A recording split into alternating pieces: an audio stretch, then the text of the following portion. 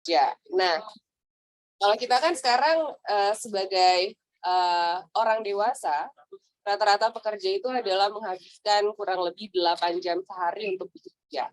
Nah, selama 8 jam bekerja itu, otomatis badan kita bekerja keras, otak kita bekerja keras, sehingga yang namanya gizi menjadi salah satu unsur penting agar produktivitas kita tetap terjaga. Tapi kalau ngomongin soal gizi, kan kita bukan ahlinya, ya. Masih banyak yang pengen kan kita tahu juga soal gizi dan produktivitas kerja. Nah, kalau gitu langsung aja kan kita panggilkan ahlinya dalam gizi. Ada Dr. Olivia Carisa apa Karisa nih? Karisa ya, Dr. Olivia Karisa. Boleh gabung sama aku, Dok? Tepuk tangan dong, teman-teman.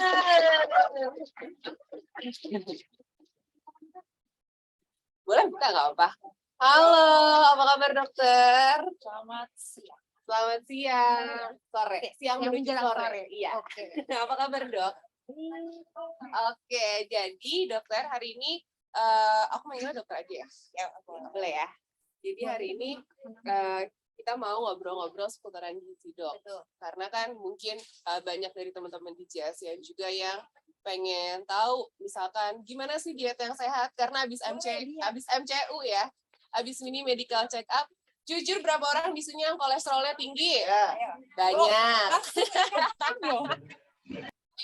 Ternyata banyak dok ya. Umur nggak menjadi jaminan ya? Iya, ternyata umur nggak menjadi jaminan Saya loh. dibilangin katanya range-nya 20 sampai 30-an, iya. Nggak ngaruh ya, ternyata. Iya, jadi kalau misalkan boleh dibocorin nih dok sedikit, teman-teman di JSC ini seneng banget jajan. Apalagi mall di bawah ya? Apalagi di bawah, ada mall, di luar di jajanan banyak banget. Sarapan, gorengan biasanya. Oh gitu. Sama kopi. Ngemil, gorengan juga biasanya. Oke. Iya kan? Nah, jadi kan kita penasaran nih dok.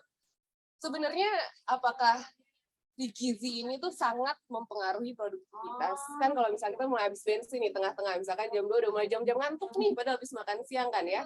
Tapi mulut kayak peckish banget, pengen nge-snack, pengen ngunyah. Akhirnya gorengan. Beneran ngisi bensin kita kah? Atau justru malah memperlambat produktivitas? Nah, untuk lengkapnya, boleh silahkan dokter yang menjelaskan. Siap. Terima kasih. Selamat siang. Oke, kita hybrid ya berarti ya. Oke, berarti selamat siang teman-teman yang ada di sini. Dipanggilnya Di Asia. Oke. Mungkin kita mulai sedikit gambaran kali ya. Saya jadi lebih ke sharing, bukan yang webinar atau apa kali ya, terlalu berat gitu ya. Lebih ke sharing sebenarnya yang sehat seperti apa, yang oke seperti apa. Walaupun mungkin kita tidak mungkin menerapkannya every day, every time gitu kan. Maksudnya setiap saat kita harus menerapkan sehat. Nggak ada cheatingnya boleh nggak gitu kan. Tapi sebenarnya yang mempengaruhi benar tadi ya, produktivitas itu seperti apa? Apakah ada kaitan antara nutrisi, terutama makanan, dengan produktivitas, terutama pekerjaan kali ya? Kita ngomongin kan di lingkungan kantor ya. Betul. Oke, kita coba saya kasih share sedikit, ada di PowerPoint saya sedikit. Yuk. Next. Oke, ini boleh di skip aja. Kenalan dulu nggak apa-apa? Kenalan boleh. Kita mau kenalan dulu. Boleh. Saya Dr. Olivia Karisa, boleh dipanggil Olivia aja. Oke. Saya kebetulan staf dosen juga sama dokter telekonsul of course di ini ya, di Good Doctor. Kan? Kalau rumah sakit ada di Kedoya. Oke. Next aja. Nah, sebelum masuk ke produktivitas, kita masuk dulu definisi sehat. Apakah sehat ini kita selalu artikan, kan saya nggak sakit, means kita sehat. Atau kita duduk di sini berarti kita pasti sehat gitu loh. Karena sebenarnya belum tentu definisi sehat itu adalah hanya berarti kita tidak sakit. Ternyata kalau kita boleh dilihat ya teman-teman sekalian, ada yang berdasarkan di Indonesia sendiri undang-undang kesehatan dan pemerintah. Kenapa? Dari luar terus lu udah beli. Sebenarnya itu dari berbagai faktor. Jadi tidak hanya fisiknya kita, we are already here gitu kan, kita steady di sini, berarti kita sehat enggak? Mental kita enggak? Sebenarnya ada juga mental pekerjaan. Jadi kita selama tadi Oke, tadi udah bilang kita udah produktif di sini berapa? Di sini jam 2 udah mulai down. Itu yang down adalah fisiknya saja atau termasuk pikirannya gitu kan. Terus sosial. Mungkin lagi booming, lagi viral kita ngomongin yang lingkungan sekitar kita, teman kerja kita seperti apa. Itu juga akan mempengaruhi. Toxic environment. Nah, betul. Itu Oke. istilah yang Iya. sekarang. Jadi kan itu udah 3. Iya. Ditambah lagi nggak bisa bohong, ekonomi itu juga mempengaruhi. Gitu. Jadi Kalau sekarang di sini kita di depan laptop kita sambil kerja, tapi di dalamnya kan kita nggak tahu. Iya. Siapapun kita nggak ada yang tahu gitu kan. Jadi belum tentu seseorang itu kita bisa kategorikan sehat kalau unsur-unsur tersebut belum terpenuhi. Gitu. Next boleh. Ya. Ini kalau kebetulan karena saya gizi, jadi memang saya lebih mayoritas akan ngomongin nutrisi gitu ya. Tapi sebenarnya untuk secara keseluruhan gitu ya, gampangnya itu ada 5. Oke, nutrisi. Tadi kita ngomongin makanan, biasanya nutrisi. Terus movement, ada nggak olahraga? Duduk, makan, olahraganya ada nggak? Aktivitas fisik itu juga sangat mempengaruhi kita punya produktivitas dan tadi kesehatan pikiran secara tidak langsung gitu ya. Tidur, kerja berapa jam di sini? 8 jam. Tidurnya berapa jam? Bener. Istirahatnya berapa lama? Gitu kan? Jangan pekerjaan ikut-ikutan bawa di rumah, otomatis akhirnya tidak istirahat juga gitu kan. Tapi ada sebenarnya istirahat beberapa fase bukan phase juga ya. Ada yang kita bilang rest itu beberapa tipe lah juga gitu. Terus yang tadi lingkungan sekitar kita gimana? Nggak hanya di lingkungan kerja, tapi kadang juga mempengaruhi di keluarga kita. Bagaimana kehidupan di rumah mungkin akan mempengaruhi produktivitas ataupun pekerjaan kita di sini secara tidak langsung, gitu kan? Sama kehidupan sosial. Kita tidak bisa memungkiri bahwa saya mau ansos aja di rumah saya bekerja saja tanpa berhubungan dengan orang lain, itu kayaknya sangat tidak masuk akal ya sebenarnya gitu. Saya orangnya introvert, saya tidak bisa berhubungan sama orang lain sama sekali, saya tidak perlu berhubungan. Kayaknya menurut saya itu juga bukan sesuatu minimal pasti kita butuh seseorang gitu. Jadi ada koneksi ataupun kehidupan sosial yang harus kita jalani. Jadi 5 faktor itu yang kita harus penuhi untuk kehidupan kita. Oke, next. Kita ngomongin produktif. Nah, produktif itu apa sih? Sebenarnya produktif ini tergantung ya, kita lagi berbicara di segi mana. Kebetulan kan kita lagi di lingkungan pekerjaan, of course, gitu kan. Mungkin berapa sih deadline yang harus kita lakukan, berapa kuantitas yang harus kita hasilkan. Tapi tentunya untuk menghasilkan output tersebut, kita ada input yang harus kita proses. Kita pelajari, kita cari ide, kita cari bahan-bahannya, lalu kita olah tentunya kan, mungkin seperti itu ya prosesnya kayak gitu. Untuk bisa menghasilkan suatu pekerjaan yang kita mau hasilkan menjadi sesuatu yang baik tentunya, yang efisien. Tidak membuang waktu, tidak membuang biaya yang terlalu besar, misalnya kayak gitu. Pasti kan kita memikirkan itu bagaimana, gitu kan. Nah, ternyata pemilihan dari makanan itu sendiri luar biasa, ternyata lumayan mempengaruhi daripada kerja-kerja daripada kita punya otak, gitu kan. Oh, jadi si bahan bakar mikirnya itu kepake banget dari apa yang kita masuk. Walaupun misalnya orang bilang berpikir itu tidak membakar kalori, itu benar. Kita berpikir kita bekerja, saya udah mikir capek-capek, berarti kalori kita kepake nih, gitu. Saya udah termasuk olahraga nih katanya gitu. Saya capek mikir, berarti saya boleh makan. Biasanya kita makan gorengan mungkin biasanya ya.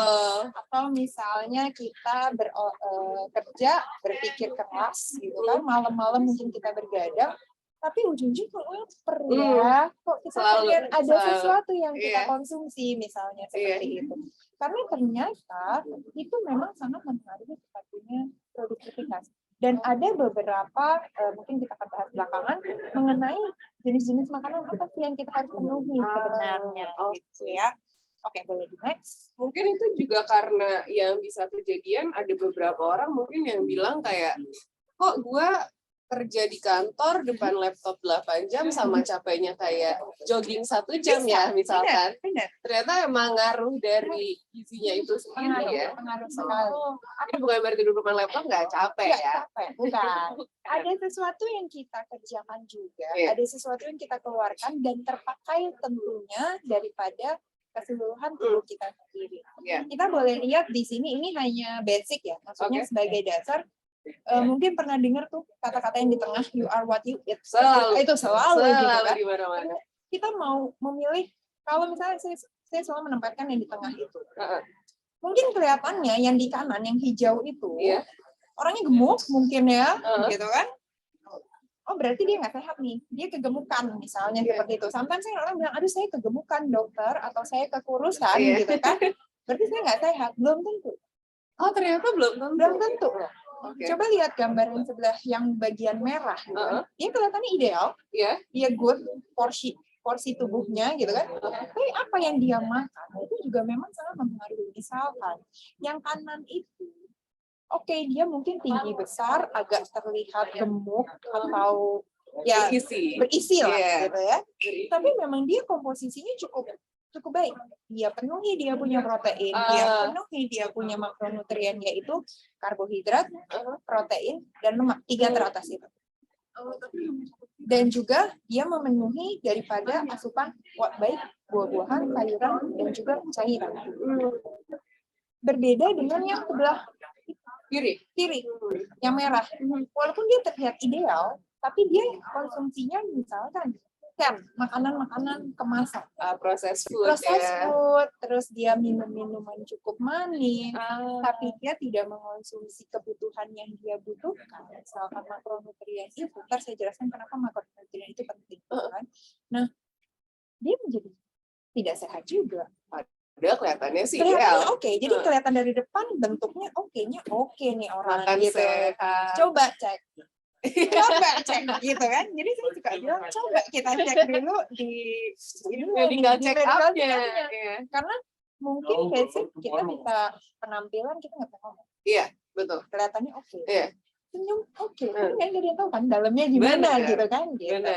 Oke, next. Habis ini nih yang saya mau bilang tadi, mungkin tadi kan sudah mengandaikan ya kayak mobil. Jam 2 udah ngedrop. Sama. Bensin nih. Mobil. Sorry, nggak sebut merek deh.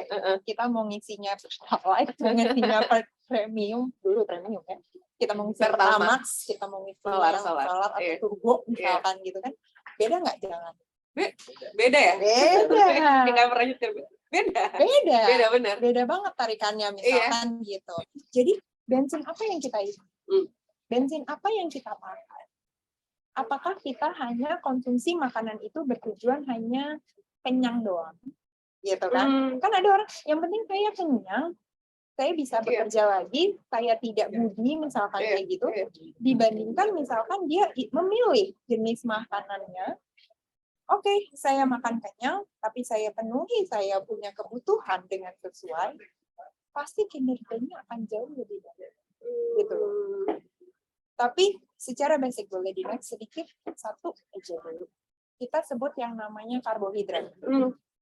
Salah satu makronutrien yang penting, ini yang kita sebut bensin beneran. Nggak ada mobil yang nggak mungkin jalan kalau nggak pakai bensin.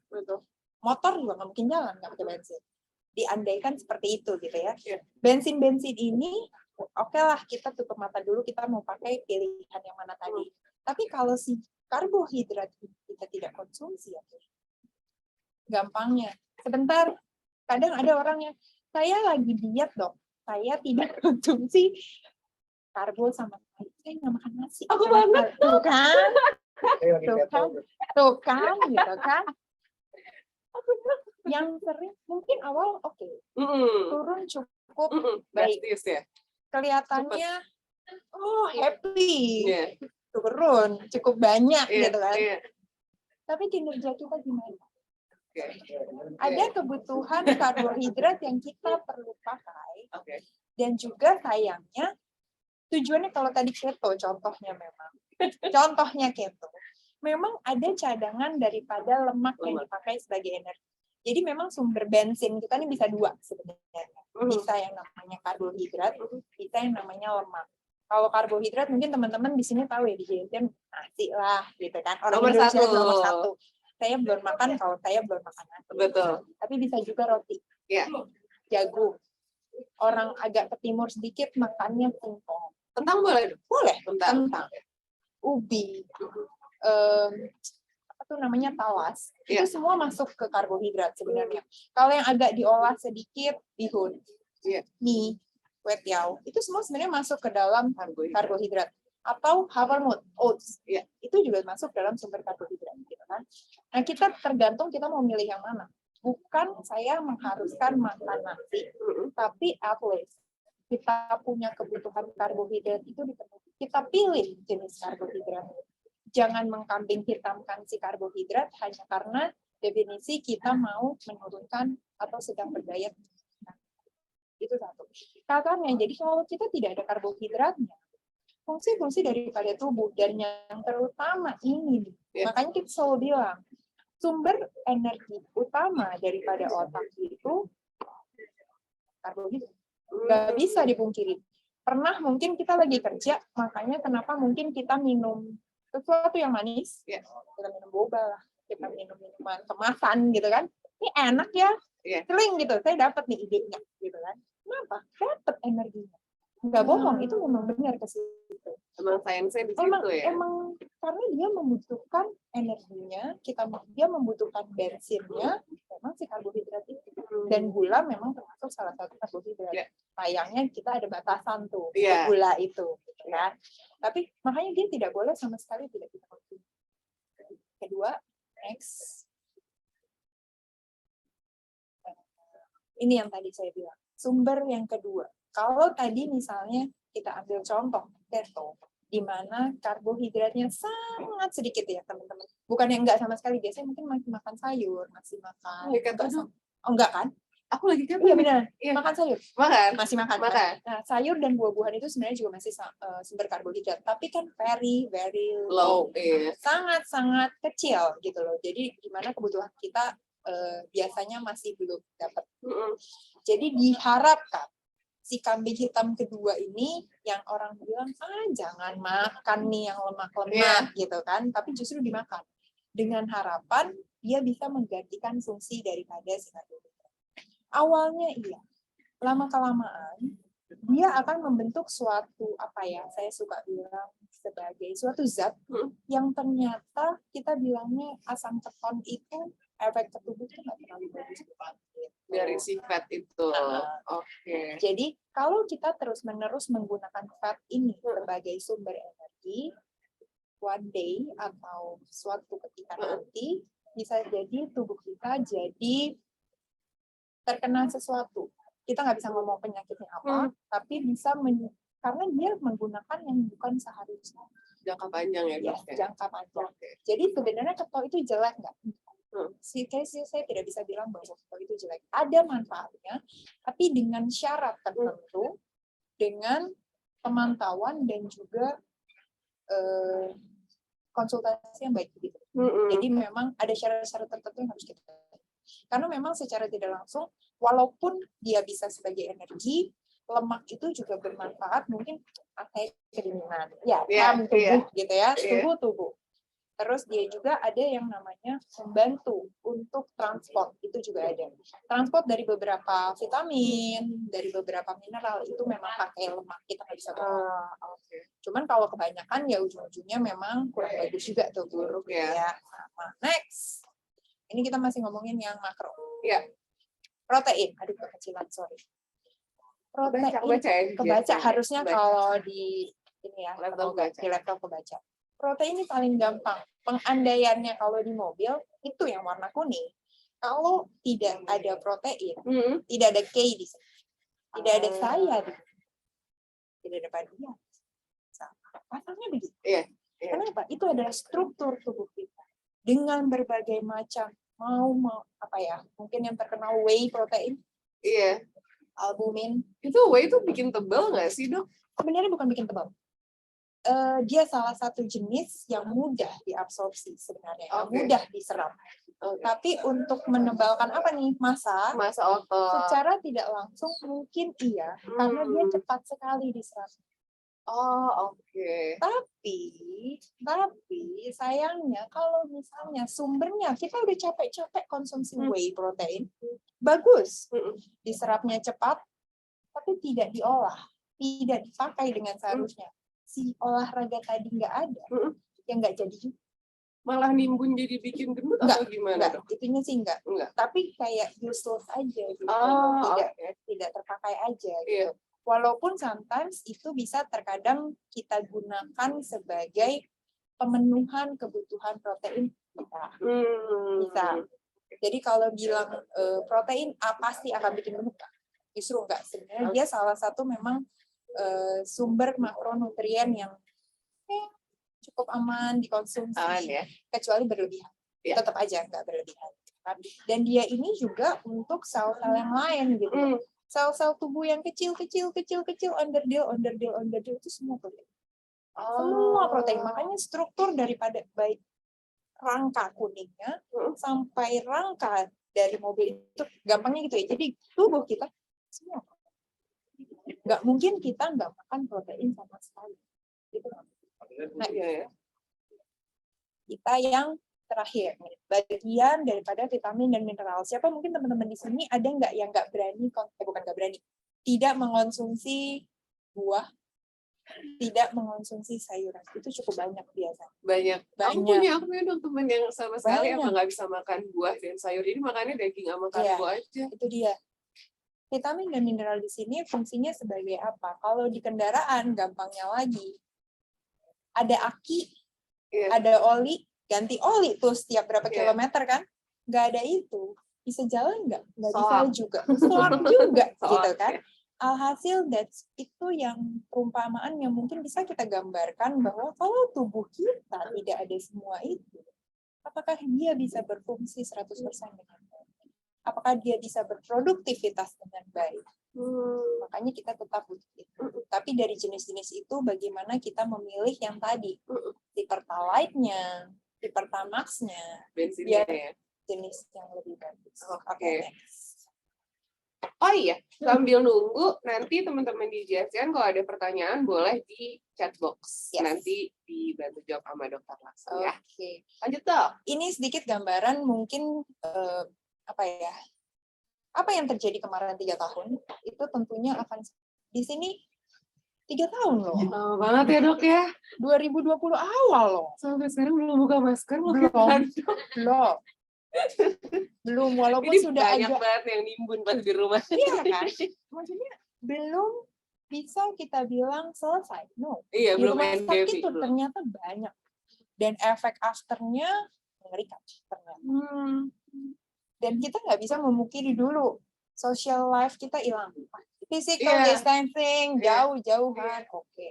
Siapa tuh yang kerja kayak di bagian bawah? Mungkin masih ada yang kerja masih di meja, ada yang udah di kasur, duduk gitu kan. Betul. Sambil cemilan-cemilan, aduh bangun tidur, mandi juga enggak, yang penting saya buka Zoom, saya kerja.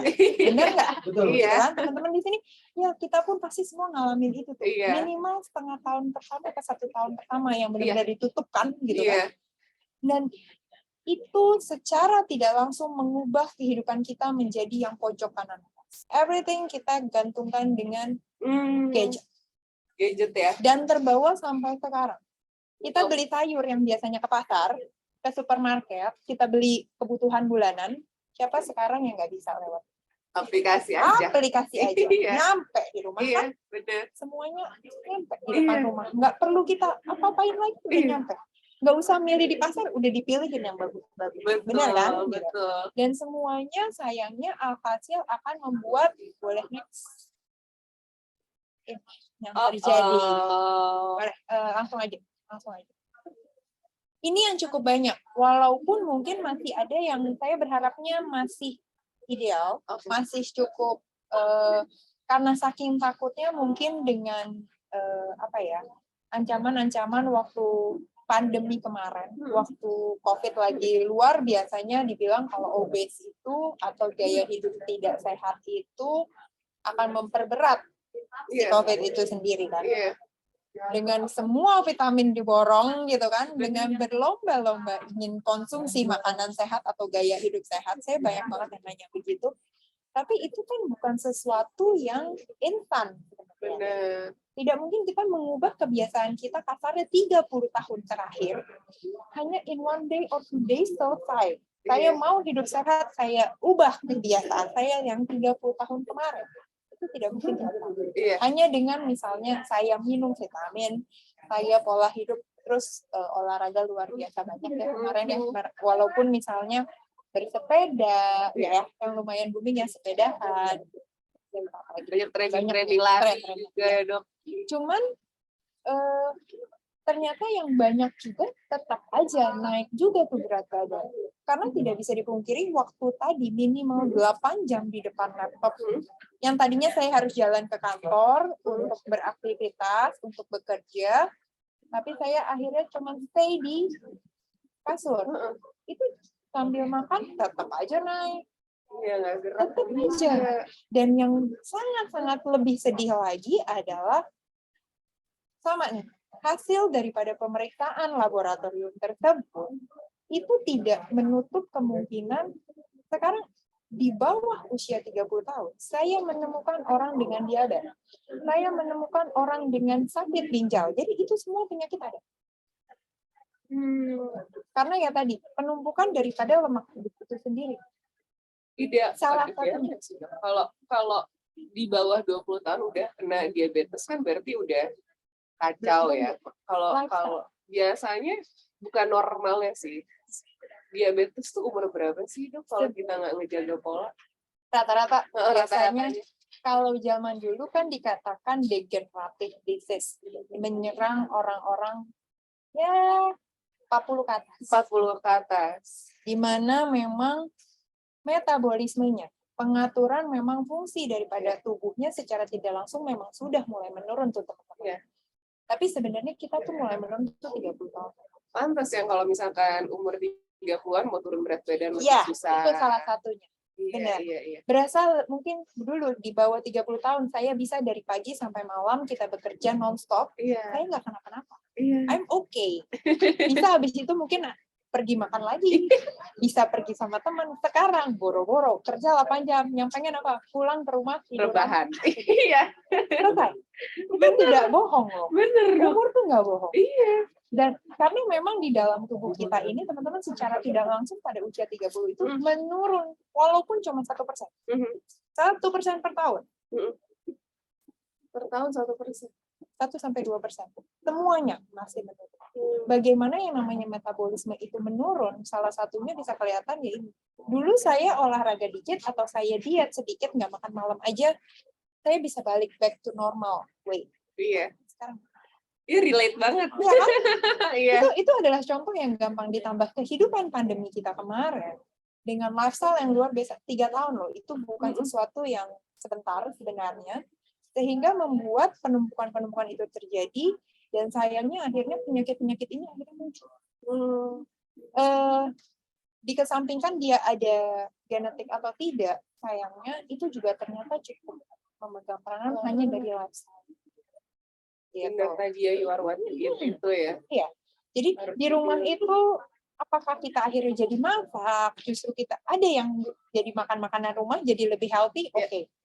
Itu yang kita harapkan sebenarnya. Tapi justru di rumah, tapi dia makin nggak gerak, makin pencet aplikasi dan yang dipesan maksudnya justru semakin kacau. Ya ini yang terjadi sama kita. Oke, jadi kita mesti makannya gimana? Gimana biar produktif kita oke? Pertama teman-teman boleh ngitung dulu ya. Nah, boleh nih. Tadi nih dok, kan ada ya di medical check up BMI-nya. Berapa? Kita ASEAN. BMI itu body mass index. Dari berat badan kita nggak nanya lah berapa gitu kan. Hitunglah masing-masing. Berapa berat badan kita dalam kilogram. Dibagi tinggi badan kita dalam kuadrat. Dalam meter di kuadrat. 50 kg, tinggi badannya 150 cm, berarti 50 dibagi 1,5 dikuadratin. 22, sekian, misalkan. masih di Normal. pink. Yang pink itu yang normal. Ya. Kita berharap di situ, bukan ke belakang, bukan ke kanan. Tapi jangan juga ke kiri. Karena itu sangat-sangat mempengaruhi daripada kita punya metabolisme dan penyakit-penyakit yang timbul tadi. Oke. Ya, Oke. next. Selain itu, tadi dicek nggak? Oh, nggak kayaknya. Apa tuh, Dok? Enggak nih. Enggak kan? Jadi selain berat badan, jadi kita jangan hanya berpatokan sama, aduh dok, berat badan saya gemuk nih, atau saya kekurusan, atau saya kegemukan. Saya mau menurunkan berat badan kita. Berlomba-lomba berdiet, tapi yang turun misalkan air saja. Bukan lemaknya yang diturunkan. Padahal sebenarnya pengertian obesitas tadi adalah akumulasi atau penumpukan lemak di dalam tubuh kita. Jadi salah satunya yang kita bisa ukur lagi, paling bisa kita pakai paling gampang, saya rasa mungkin semua orang bisa lah gampang ngukur dengan meter atau tali. Lingkar perut kita aja. Itu akan menggambarkan setidaknya kadar lemak di dalam kita punya perut. Yang itu relate gimana kalau lemak-lemak tersebut menutupi organ-organ kita semua ada di sini, itu bisa menimbulkan berbagai Oke, berarti patokannya kalau misalkan lingkar perut ya, perut. Kalau teman-teman mau ngecek, laki-laki normalnya kurang dari 90, kalau perempuan kurang dari 80. Itu normal ya, Dok? Aman ya? Aman. Oke. Ya. Atau memang kalau misalnya teman-teman ada yang punya akses ke gym atau ke rumah sakit yang misalnya lagi MCU yang cukup komplit, lebih komplit lagi, biasanya kami sediakan yang namanya BIA atau Body Analysis Independent. Jadi ini alat yang bisa keluar tuh semua. Mungkin teman-teman pernah ngeliat, kalau sekarang mungkin ada beberapa jenis timbangan atau beberapa merek yang bisa keluar langsung tuh. Berapa kita punya otot? Berapa kita punya lemak? Ada kan beberapa merek itu? Walaupun memang saya tidak bisa bilang itu akurat 100%, tapi setidaknya kita bolehlah pakai itu sebagai gambaran kita sehari-hari. Oh, otot kita sekian. Oh, saya sudah melakukan pola hidup sehat, saya coba untuk mengurangi nih, atau memperbaiki berat badan yang tadi. Yang turun lemak saya, apa yang turun hanya mata airnya aja. Itu bolehlah kita pakai. Gitu. Wah, ini yang gold standardnya sebenarnya. Tapi nggak semua tempat mungkin punya yang seperti itu, seperti di gambar. Kan? Boleh next. Jadi kita makannya apa? Atau tujuannya sebenarnya kemana? Yang tadi kita bilang, kita maunya turun lemaknya. Kenapa saya suka bilang begini? Karena teman-teman mungkin kayak tadi, boleh digambar yang dilihat yang bagian kiri deh paling gampang. Yang ungu ya, Dok? Yang ungu. Berat badan nggak beda jauh, beda 0, sekian sama 86, cuma 87 ya, beda 1 kilo misalnya. Tinggi badan sama itu yang A dan B. BMI atau indeks massa tubuh yang tadi teman-teman hitung, dua-duanya harusnya masuk dalam kategori obes. Obes. Karena normal itu cut off-nya 23. Oh, 23, oke. Dia kan udah 26 tuh, dua-duanya. Secara BMI, actually mereka obes. Tapi dia ukur tadi, pakai si BIA tadi. Dia ukur, ternyata body fat-nya si A cuma 15%. Si B 24%. Kalau laki-laki in percentage itu 15-20. Normalnya. Perempuan berapa, Dok? Perempuan 25-30. 25-30 untuk fatnya ya? Fatnya. Ya. Walaupun beberapa alat ada toleransi yang sedikit berbeda, tapi rata-rata sekitar segitu. Oke. Ya. Jadi bisa dilihat tuh teman-teman. Yang B obes jelas, karena dia lebih dari 20. Iya. Padahal, nah, jadi lemak ya? Iya, semuanya jadi lemak. Jadi belum tentu yang namanya berat badan ataupun BMI itu yang tadi saya bilang itu bisa kita jadikan patokan bahwa kita udah sehat. Atlet, contoh, atlet kalau diukur nggak mungkin ada di bawah 25, tapi isinya otot semua. Iya ya. Iya. Oh iya. Gitu. Nah, oke, kita naik. Gimana biar produktif? Next. Oke lah, ini bisa dilewatin aja. Nutrisi, suplemen, exercise. Nah, itu sudah wajib ya, Dok ya? Pasti. Ini yang paling mudah. Apa motivasinya? Saya cuma mau merit, saya mau cari pacar. Iya loh. Iya benar, Dok. Iya kan? Benar. Saya kalau di aduh kalau telekonsul dokter saya mau merit bulan depan, bisa nggak saya turun 10 kilo 1 bulan? Gimana Itu sering banget. Maksudnya motivasinya berarti hanya mau turun dalam waktu 1 bulan. Iya. Setelah itu Terserah. terserah. Gitu Iya, kan. iya. Justru motivasinya saya selalu bilang, motivasinya sehat dulu. Oke. Itu. Atau misalnya saya punya anak, saya udah punya anak misalkan, saya punya orang tua, saya punya keluarga. Motivasi tiap orang kan beda-beda. Saya selalu bilang, saya tidak bisa memaksakan kamu harus begini. Tapi apa yang ingin dicapai sama teman-teman sekalian, itu yang kita kejar sebenarnya. Tapi itu long term. Jangan hanya 1-2 bulan selesai gitu kan. Terus balik lagi ke yang dulu, saya sudah selesai, meritnya, bajunya sudah muat, selesai deh. Udah gitu, nyaman lagi nyaman deh. Terus naik lagi deh gitu kan. Dia tidak memikirkan ada yang tadi tuh. Penyakit-penyakit tadi yang mengintai dia di belakang. Nah, boleh next. Kita ngapain aja?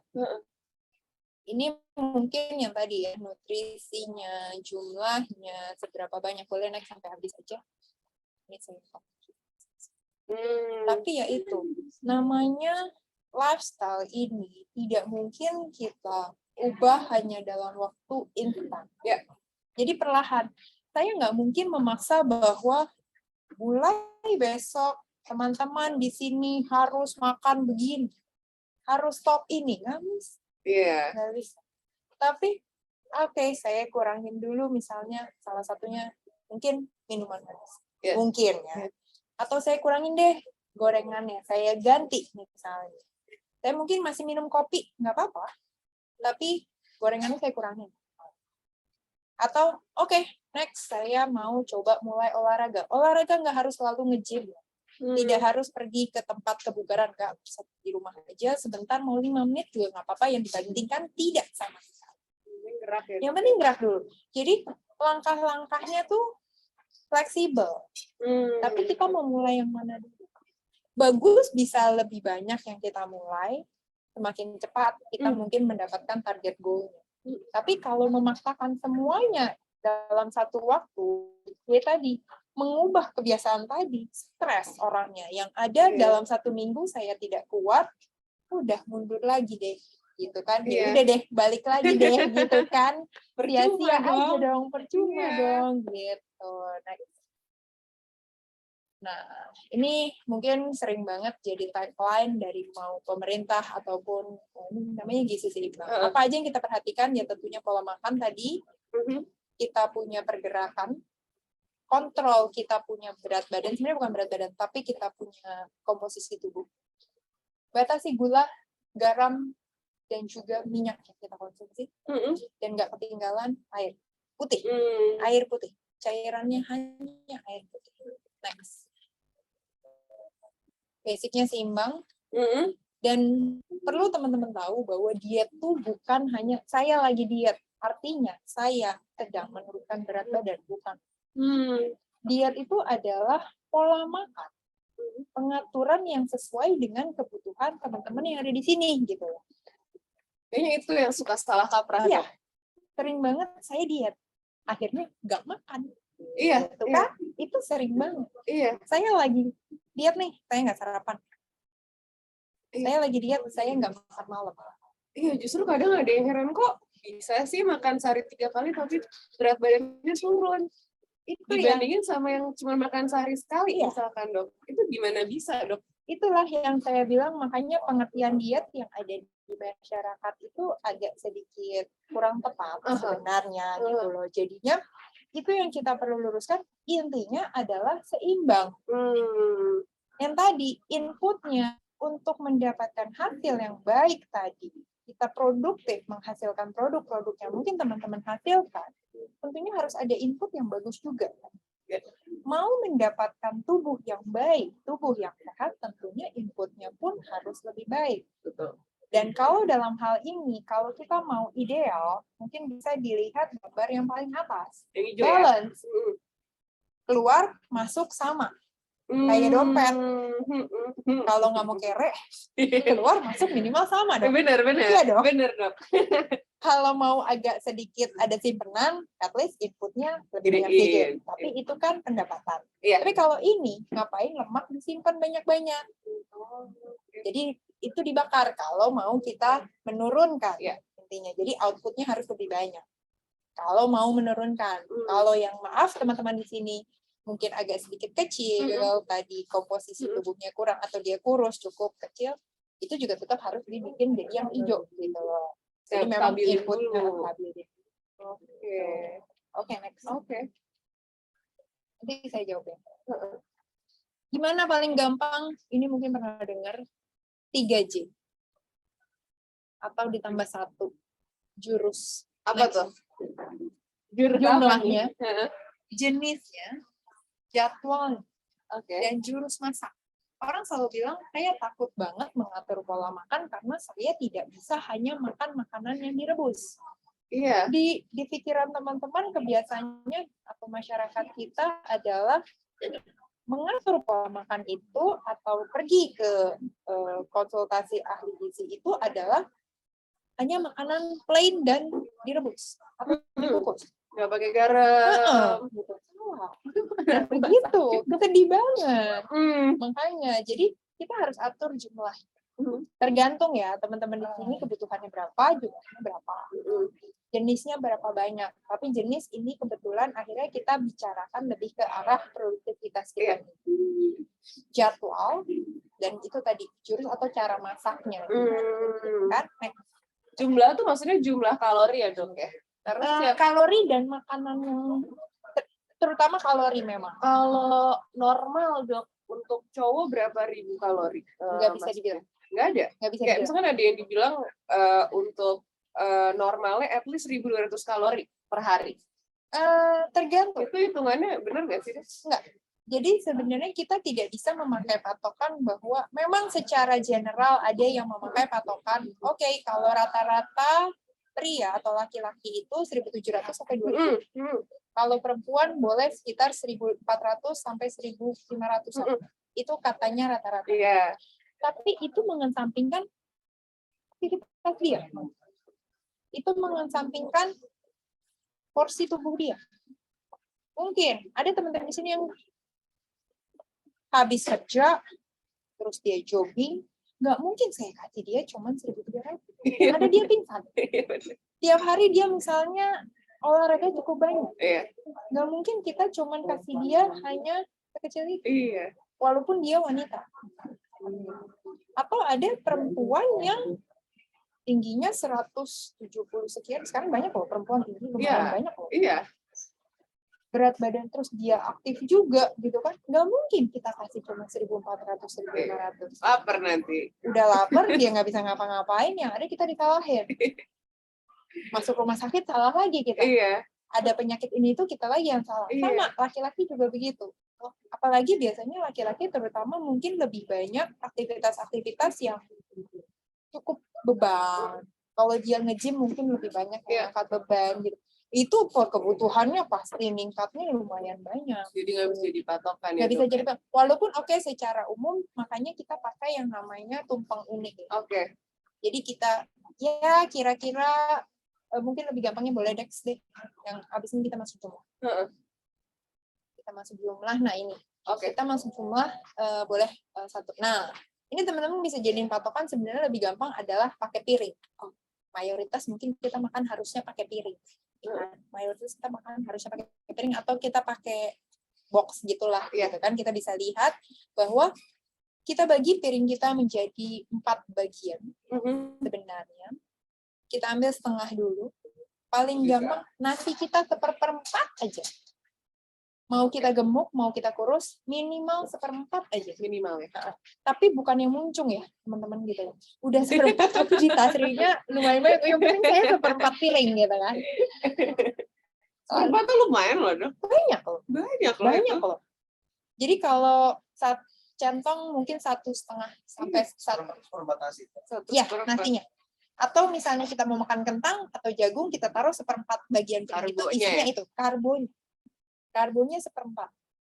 Lalu kita ambil ayam, ikan, daging, tahu, tempe, sumber protein, telur, misalkan, itu di 1/4 bagian lagi. Atau kalau yang memang kebutuhannya cukup mau kayak tadi bodybuilding gitu kan, mau naikin, boleh tambahin sedikit lagi, jadi kita sepertiga protein. Boleh kita tambah. Oke, boleh digunungin dikit lah. Boleh, Iya. boleh ditambahin sedikit. Oke. Tapi nggak boleh ketinggalan yang bagian kiri tuh teman-teman, boleh dilihat. Itu yang warna hijau, merah, kuning, itu nggak boleh ketinggalan, sayur dan buah. Sayur dan buah ya. Minimal sepertiga lagi. Jadi itu minimal. Kalau misalnya kita konsumsi itu 3 kali, dengan porsi kira-kira segitu, nggak mungkin kelebihan, nggak mungkin. Siapapun. Ini stabil aja. Stabil aja. Kecuali memang orangnya maaf-maaf agak kecil sedikit, mungkin dia agak sedikit kebanyakan ya. Gitu. Tapi dia tidak akan yang sampai obesitas. Dengan catatan, ya tadi, ada beberapa yang kita mesti perhatikan juga. Boleh next. Walaupun itu ya, tetap jenisnya. Next, sedikit. Nah, teman-teman lebih banyak konsumsi yang atas atau lebih banyak konsumsi yang bawah? Atas dong. Wow. Depan Asik. dokter jawabnya atas dong, Dok. Depan dokter. Saya berharap Saya bawah. aku loh. Karena ya itu, tergantung kita yang mana. Iya. Tergantung kita yang mana. Tadi saya sudah, saya karbonya mau 1/4 tadi. Tapi isinya cookies atau donat ya sama aja bohong kayak gitu. Iya. Gula dong. Gula dong. Iya. Iya dong. Ini sering banget dong donat. Sering banget. Bukannya nggak boleh? Saya nggak bisa tahan godaan. Aduh. Wanginya kali ya. Iya. Itulah yang kita bilang bahwa untuk memulai itu pasti susah banget. Padahal sebenarnya kalau kita mau mencoba mengurangi si gula tadi, sebenarnya kita hanya butuh kemampuan adaptasi tubuh kita tuh 2-3 minggu. 2 minggu aja kita mengurangi yang manis-manis tadi nih ya, teman-teman. Paling gampang ini deh, paling awal kalau yang saya biasanya makan manis cukup banyak, saya limit atau saya batasin nih saya punya konsumsi gulanya dalam 2 minggu saja. Walaupun mungkin 5 hari pertama kayak orang gila nih. Craving Itu, banget pasti, craving banget. Dok. Iya. Craving banget. Iya. Tapi setelah melewati 5 hari itu, apalagi menginjak 2 minggu tadi, teman-teman akan merasa begitu konsumsi donat lagi, oke, enough. Half aja enough. Cukup. Iya. Mulainya susah. Mulainya teman-teman. Lama ya, Dok. Lumayan ya 2 minggu. 2 minggu sampai 3 minggu pejatnya itu sekitar segitu. Dan untuk melewati fase 5 sampai 7 hari craving tadi, itu yang biasanya sulit dilewati sama orang. Iya. Tergantung balik lagi ke yang tadi. Motivasi kita apa, kita tujuannya kemana. Makanya diharapkan kenapa kita harus memenuhi yang bagian atas. Karena sumber-sumber tadi, salah satunya kayak misalnya contoh, di sayuran dan buah-buahan itu sebenarnya masuk sumber karbohidrat, tapi yang kompleks. Itu antioksidannya tinggi. Kayak apa, Dok, yang kompleks? Sayuran dan semua jenis sayur dan buah itu kompleks. Termasuk kompleks. Tapi kalau misalnya dia di jus, ditambahin gula, ya sama aja dia jadinya kompleks. Iya. Dia jadinya cukup tinggi lagi tuh. Atau misalnya roti, mungkin atau nasi. Teman-teman pernah mendengar saya lebih bagus konsumsi nasi merah daripada nasi putih. Atau saya lebih bagus konsumsi roti gandum daripada roti putih gitu kan. Kenapa? Ada serat di situ dan ada komposisi daripada vitamin yang cukup tinggi plus antioksidan, dan itu untuk produktivitas kita. Teman-teman makan donat, teman-teman makan roti gandum atau sandwich deh, tapi ada proteinnya, jadi ada telurnya misalkan, ada sayurnya, sama kenyang, sama mungkin, tapi kinerja teman-teman akan berbeda. Itu akan sangat membantu dia punya energi yang diterima sama otak kita, ditambah lagi kenyangnya pasti lebih lama. Makan donat 2 sama sandwich 1 dengan isi yang tadi cukup komplit, pasti kenyangnya jauh lebih lama. Itu semuanya ada soalnya. Itu yang kompleks tadi. Itu yang kompleks dan kebutuhannya ada, plus ada sayurnya, proteinnya ada, gitu kan. Jadi itu salah satu contoh sumber karbohidrat yang kita lebih pilih. Jadi mungkin yang bawah sedikit diganti, saya ganti ke buah-buahan. Sekali-sekali, misalnya biasanya pagi sama sore kita konsumsinya donat, mungkin yang sore sekarang kita ganti rujak. boleh Iya, loh benar. rujak. Benar, benar. Daripada saya nggak bisa makan buah langsung gitu kan, Iya. gantilah rujak rame-rame gitu kan, Cocol lumayan. dikit nggak apa-apa cocol ya. dikit, oke lah, Oke. gitu. Daripada nggak sama sekali. Iya. Pelan-pelan. Next. Kenapa ya itu? Semakin tinggi gula kita, mungkin kalau teman-teman pernah habis makan siang Mm-mm. atau habis makan yang manis-manis, ngantuk. Iya, Ngantuk. pasti. Gula ya, Dok? Bisa Ya? bekerja dengan baik, kalau otomatis ngantuk nggak bisa kerja. Iya. Carinya apa? Kopi. Betul. Kopinya nggak salah. Oke. Kopi hitam. Boleh. Es kopi. Susu pakai aren. Gula lagi tuh. Gula lagi kan? Ujungnya carinya begitu gitu loh. Iya. Jadi padahal sebenarnya, punya saya itu. Jadi sebenarnya karena pemilihan tadi, kalau misalnya hanya habis makan siang di jam-jam tersebut, itu memang sudah seperti apa ya, kita perlu bilang ada di dalam tubuh kita itu yang namanya clock time. Tubuh kita tuh punya jam sendiri, teman-teman, gitu. Jadi bahwa jam tersebut memang saat makan siang karena diisi makanan, memang pemakaian energinya, karena biasa otomatis makan siang jauh lebih banyak daripada sarapan sama makan malam ya, normalnya ya. Jadi otomatis pemakaian untuk mengolah itu cukup banyak. Alhasil memang badan kita cukup kelelahan, jadinya ngantuk. Makanya dikasih waktu makan siang sejam biasanya, dengan harapan kita bisa power nap 15 menit. Sebenarnya idealnya ya? Ya, 15 menit aja loh, bukan bablas. Jadinya nggak kerja. Biasanya bablas. Gue tidak tidur sama sekali, terus makan nasinya banyak, mungkin gula dari nasinya yang bikin ngantuk gitu ya, Dok ya? Iya, salah satunya. Jadi kita harus lebih memilih yang lebih kompleks tadi, plus ini. Ini salah satunya sebenarnya bukan hanya kita ambil antioksidannya atau seratnya gitu kan, hanya untuk kita lihat ke belakang aja. Aduh, saya tidak lancar ke belakang. Iya. Maaf, BHB kita tidak lancar. Akhirnya saya harus konsumsi sayur dan buah cukup banyak. Bukan. Tapi lebih kepada bahwa di dalamnya ada antioksidan loh, teman-teman. Semakin beragam teman-teman makan warna-warni itu ada antioksidan. Pernah dengar yang namanya antioksidan? Kita nafas aja, itu ada sesuatu yang kita radikal bebas. Ada sesuatu yang jelek gitu ya. Gak usah kita ngerokok, gak usah kena polusi. Kita nafas di sini aja, walaupun kelihatannya bersih, ada aja yang jeleknya. Itu senjatanya. Semakin bervariasi, senjata itu semakin banyak, semakin beragam. Kedua, di dalam sayuran-sayuran hijau terutama, itu ada yang namanya magnesium. Magnesium itu senjata untuk berpikir dan berproduktivitas sangat-sangat magnesium. Baik secara basic ataupun plus persyaratan. Itu adanya di sayuran hijau. Plus yang tadi antioksidan. Kita nggak bisa memungkiri, kita sangat butuh itu. Oke. Jadi please cobalah sedikit-sedikit makanlah sumber serat. Ini harus aku catat nih karena constipation masalahnya. Ya. Apalagi kalau misalkan lagi diet, mungkin ada yang lagi keto, ada yang lagi apa. Kurang banget sayurnya kan nggak boleh banyak-banyak kan, Dok. Terus makannya protein terus. Susah ke belakang karena constipation pasti. Padahal sebenarnya satu lagi sebenarnya, kalau constipation itu tidak hanya serat loh. Apa itu, Dok? Aku kira cuma serat loh. Ada 4. Apa tuh? Serat iya jelas. Kalau nggak ada yang bawa susah. Iya. Tapi untuk ngedorong, dia udah bulky, udah ada nih seratnya, tapi tidak ada yang mendorong, airnya cukup nggak? Air kita cukup nggak nih? Hanya 2 liter, cukup nggak saya 2 liter sehari? Bagus-bagus 2 liter. Banyakan yang enggak. Iya. Walaupun, karena kadang kita kerja di lingkungan dingin ya, AC, kita ausnya mungkin, atau saya malas ke belakang, akhirnya tidak konsumsi air putih dengan cukup. Minimal 2 sampai 2,5 liter. Karena 60-70% itu kita punya tubuh adalah cairan. Kandungannya cairan.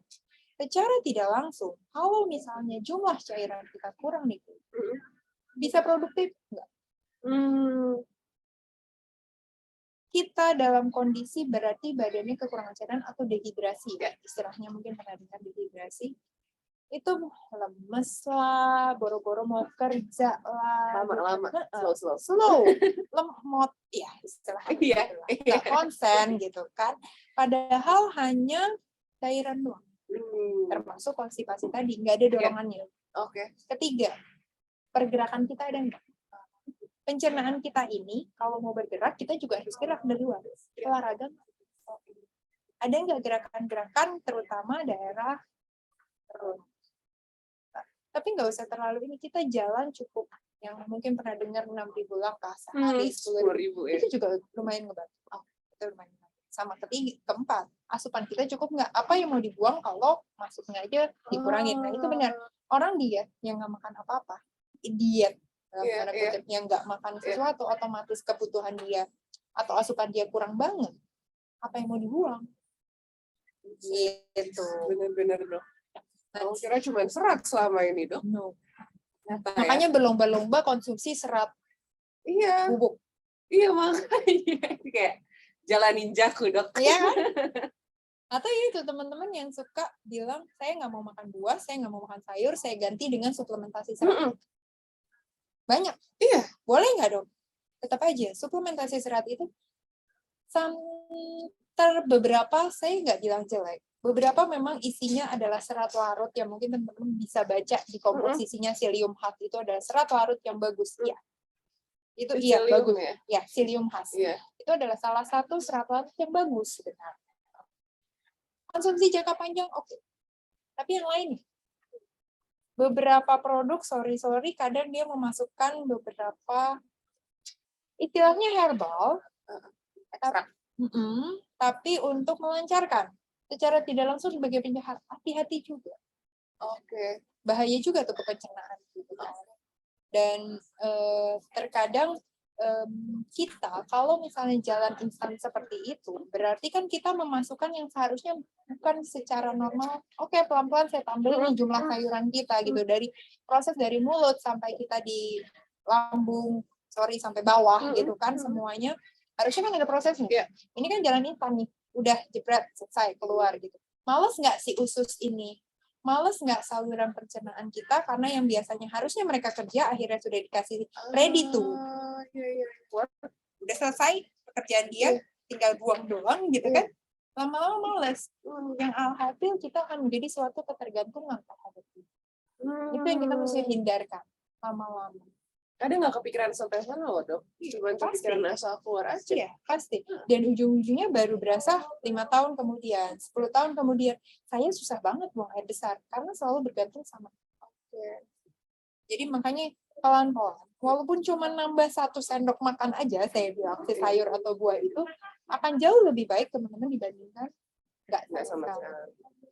Ya mungkin awal-awal untuk membantu kita pakai si suplemen tadi, oke. Tapi jangan terlalu lah bergantung ya.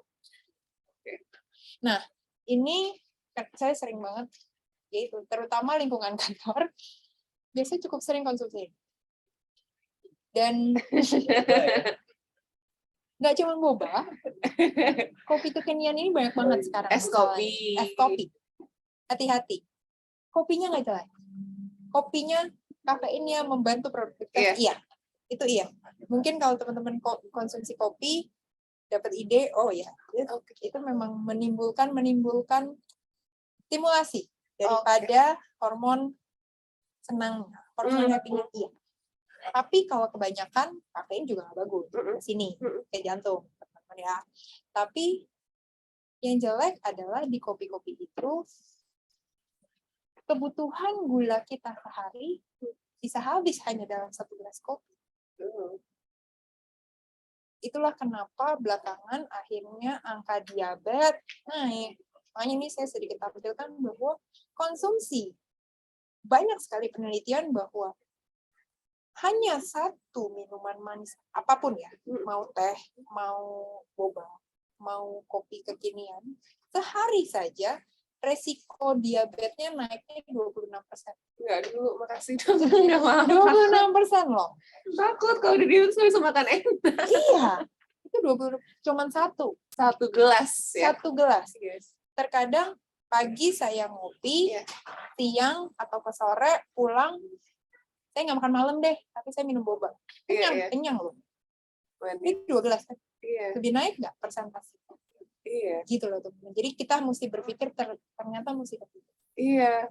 Tapi Dok, kalau yang orang-orang bilang nggak apa-apa pakai gula aren kayak lebih bagus dari Sama gula aja. putih.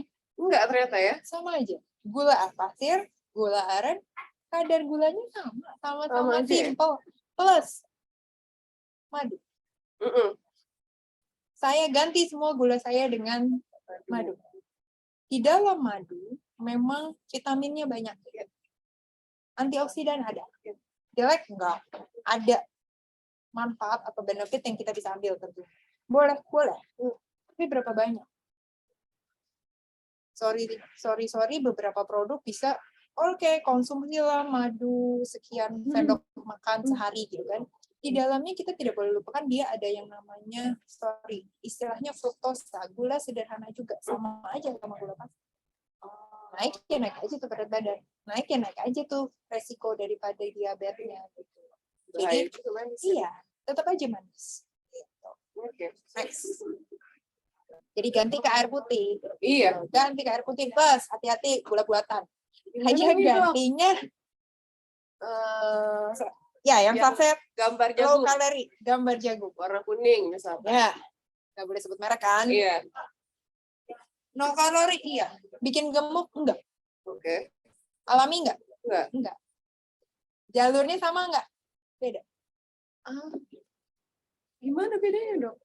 Pemakaiannya beda. Metabolismenya beda. Dia memang sedikit.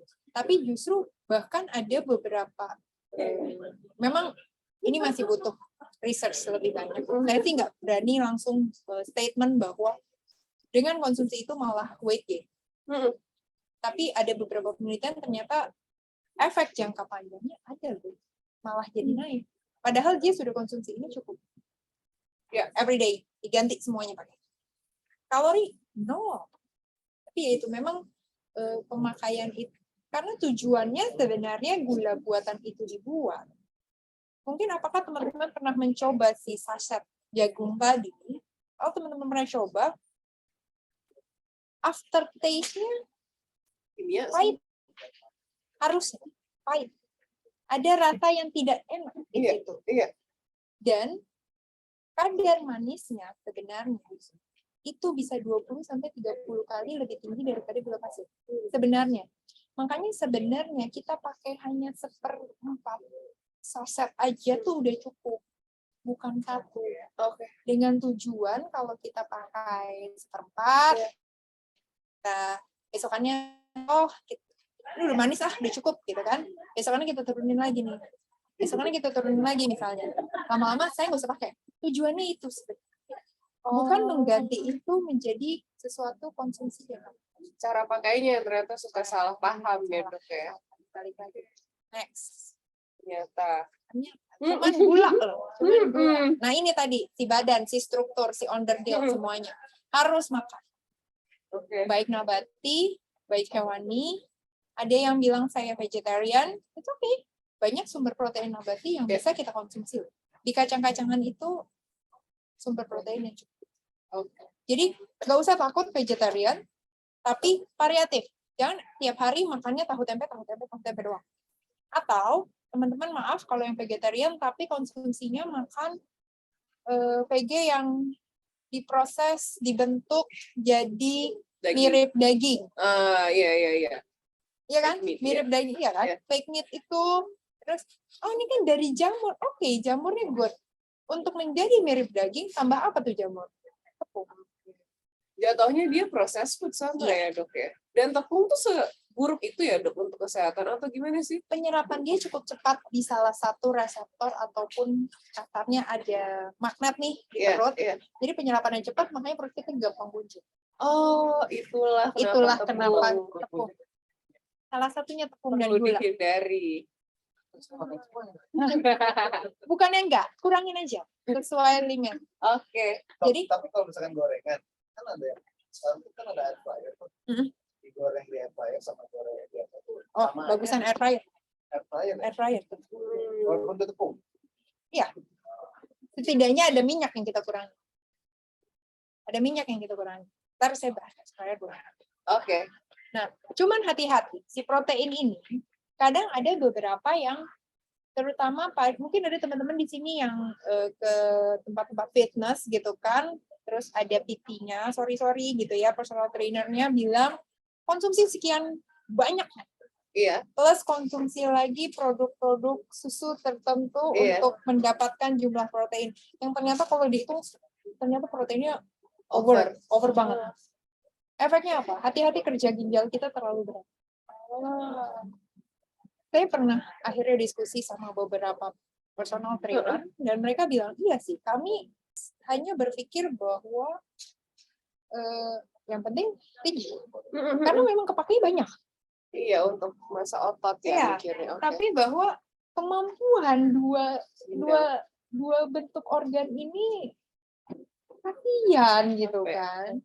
Capek kalau setahun 2 tahun oke gitu. Yeah. Long term kasihan mereka. Jadi kita tetap harus konsumsi tapi dengan kebutuhan. Tadi minimal 1/4 atau 1/3 lah kita tambah. Dari piring ya. Oke. Next. Ini yang tadi saya bilang. Salah satunya whey. Oke. Salah satunya whey. Dia bisa hormon kenyang. Dia bisa meningkatkan massa otot. Bahkan dia bisa untuk kesehatan jantung. Plus, protein ini salah satunya sumber-sumber ini ada yang namanya phenylalanine. Ini jenis protein juga ya. Di luar whey protein. Phenylalanine ini untuk kinerja otak sangat bagus. Dia menstimulasi hormon-hormon happy, hormon mood booster. Oke. Jadi protein ini penting banget. Berarti nggak apa-apa dong kalau misalkan aku punya whey protein untuk jenisnya yang kayak protein shake. Aku minum pagi, tapi aku nggak olahraga, dia nggak akan ngaruh apa-apa. Tapi yang perlu dilihat, kadang protein shake itu kandungan gulanya berapa? Gulanya, oke. Sama karbohidratnya. Oke. Kalau yang masih rendah-rendah aja, oke. Next, lemak. Nah ini, lebih sering yang kanan kayaknya. Donat, balik lagi ya. Donat, kue gitu kan. Aku sih tulisannya merah, Dok. Oh, oke. Kalau yang tulisannya merah, good tuh ya. Nah, lemak ini salah satunya omega 3. Mungkin pernah dengar. Iya. Sama ada yang namanya omega 9. Omega 9 tuh contohnya yang itu, yang hijau sama yang di tulisan merah ini, yang good fats. Oke. Dan itu untuk lapisan-lapisan daripada otak kita, itu dipakailah mereka. Untuk kinerja, makanya kita perlu banget omega 3. Untuk kita punya daya ingat, untuk kita punya elastisitas daripada pembuluh darah di otak. Pakailah dia. Kenapa? Makanya saya berlomba-lomba, mungkin teman-teman berlomba-lomba, saya pakainya olive oil. Atau saya pakainya, makannya salmon nih, misalnya, tiap hari. Emang manfaat itu yang kita cari, sebenarnya. Manfaat daripada omega 3 tadi. Tapi teman-teman harus pikirkan bahwa berapa banyak yang kita konsumsi juga. Jangan mentang-mentang olive oil atau minyak itu tadi sehat, terus kita konsumsinya banyak, atau dengan proses yang salah. Tadi, cara masak tadi loh. Oke. Ada nggak teman-teman di sini, olive oilnya numis? Atau goreng pakai olive oil? Iya. Dengan pemanasan suhu tertentu, dia rusak. Bikin penyakit. Malah lebih jelek daripada minyak biasa. Oh iya? Iya. Oh, itu yang mungkin nggak banyak dijelasin yang tahu dong, karena mikirnya sehat aja, nggak ada. Karena ada juga beberapa merek yang bilang light, extra light, dan ini bisa dipakai untuk istilahnya tumisan, untuk goreng-goreng, gitu kan, pemanasan sebentar. Tapi yang kita tidak boleh lupakan saat kita memasak, apakah kita tahu suhu daripada si wajan atau minyak itu? Nggak suhu selalu. kompor, nggak selalu. Kecuali kita punya kompor yang ada suhu. Kompor listrik zaman sekarang. Nggak semua saya yakin punya. Jadi jangan merusak yang sudah bagus, tapi malah kita jadi jelek. Gimana caranya antara kalau ada yang suka salad mau dijadiin dressing boleh. Tapi kalau nggak doyan, udahlah tuang aja 1 sendok makan, ganti tuh. Oh, daripada dimasak jadi rusak. Oke. Kita ambil manfaatnya. Ya. 1 sendok makan minimal. Oke. Ikan tadi nggak usah salmon, mahal. Iya. Cari aja ikan, mau ikan kembung, ikan tongkol, lele sekalipun. Omega 3-nya aja ada. Nggak usah jauh-jauh. Kita jenis ikan. Iya, Dok ya. Tapi jangan digoreng, deep fried. Ini cara masak. Dipanggang. Jadi nggak selalu harus ditim. Nggak selalu harus ditim, nggak selalu harus direbus. Nggak selalu harus ini. Boleh diapakan aja lah. Tapi jangan deep fried. Panggang lah. Kasih kecap dikit, kasih bumbu gitu kan. Atau di bake sedikit di oven gitu dipakai. Oke lah. Air fryer kalau mau digoreng. Dapat kriuknya dikit Ya, ya. lumayan. Oke. Oke, next. Apa? Air fryer. Udah ada dong. Nah ini, ringan yang mana? Yang kiri. Jujur kalau aku suka yang bawah kanan, Dok. Oh, good. Aku suka yang per lidah-lidah Sunda. Oke. Itu, Dok. Tapi yang kiri bawah juga Cukup sering. kalau di sini Cukup nggak banyak nolak. kayaknya ya. Nggak nolak. Cukup banyak ya kayaknya gitu kan. Gak bisa bohong. Makanya saya bilang, yang kanan oke. Yang kanan oke. Walaupun yang atas terkadang yang jelek tuh yang coklat-coklatnya tuh. Bumbu kacangnya ya? Bukan bumbu kacang. Apa tuh, Dok? Kerupuknya. Oh, tepung. Tepung. Aduh, saya juga nggak usah lewat. Iya. Saya sehat. Sorry. Kita mencoba untuk berubah tadi. Iya. Saya makan gado-gado, dokter. Yang di dalam gado-gado tersebut pakai apa? Lontong, misalnya. Atau pakai nasi nih ya, teman-teman. Pakai kerupuk. Yang disalahin siapa? Yang disalahin bumbu kacangnya. Dia tidak berpikir bahwa di dalam kerupuk itu sama kalorinya sama makan nasi. Bumbu kacang nggak salah juga. Oke. Akan dia salah kalau dicocol sama kerupuk banyak. Akan dia bersalah kalau kita konsumsi misalkan sate ayam, terus bumbu kacangnya dimakan sama nasinya doang. Itu yang sering related banget sama kita. Atau gado-gado, pakai lontong, pakai kentang, pakai jagung. Triple. Kita harus memilih. Yang kanan menjauh lebih bagus dibanding. Ini contoh aja. Memang Indonesia banget tuh makan nasi pakai perkedel, kentang dan karbo, makan mie goreng pakai nasi. Nasi uduk, isinya mie goreng sama kentang balado kan? Iya bener. Lauknya apa? Bawang goreng, bukan ayam. Bukan ayam loh. Itu pesta karbo iya kan? Judulnya karbo semua. Itulah kenapa Indonesia sedikit. Oke. Tapi sekarang kita jadi tahu ya di JSN ya untuk keseimbangan piring kita sendiri ya, Dok ya.